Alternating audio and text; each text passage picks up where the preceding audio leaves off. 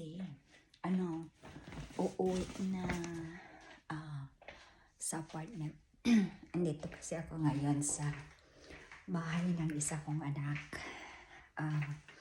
na babae. Kaya ito, mag-ready na para naman pag sinabi niya na halika na, alis na tayo kasi susundin pa namin yung anak niya sa school. So kaya yan, nag-ready.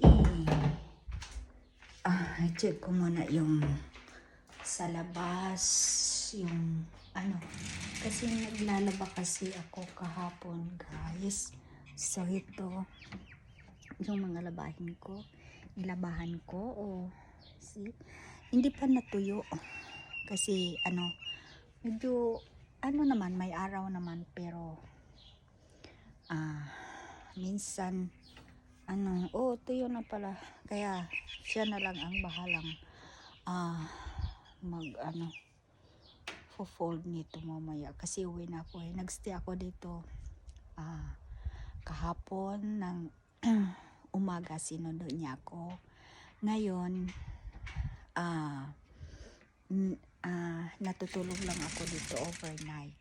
So uwi na rin ako kasi syempre doon talaga ako nag-stay sa anak kong lalaki, doon sa apartment niya, nirerentahan niya. So yun,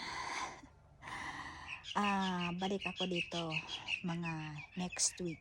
So tuwing Lunes susunduin niya ako. So pagka Martes ng hapon, hatid niya ako sa apartment galing sa school. Sa school, sunduin namin yung anak niya sa school. Pagkatapos, diretso na kami sa apartment. Hatid niya ako doon. So that's all. Bye!